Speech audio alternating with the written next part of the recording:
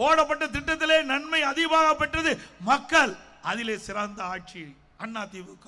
சிந்திச்சு பாருங்கள். திராவிட முன்னேற்ற கழக ஆட்சியும் அதிமுக ஆட்சியும் ஒப்பிட்டு பாருங்கள். இன்று தூத்துக்குடியிலே சமூக நலத்துறை அமைச்சர் ஒரு நிகழ்ச்சியிலே பங்கு பெற்று பேசுகிறார்.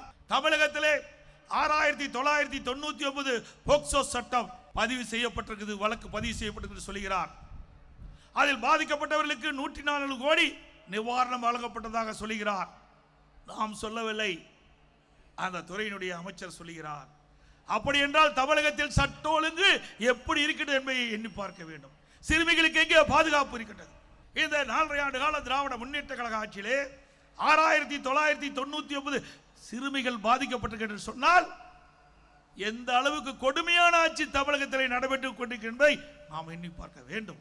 இன்றைக்கு சிறுமிகளுக்கு பாதுகாப்பு இல்லை, பெண்களுக்கு பாதுகாப்பு இல்லை, வயது முதிர்ந்த பெண்களுக்கு பாதுகாப்பு இல்லை. ஒட்டுமொத்தமா நாட்டு மக்களுக்கு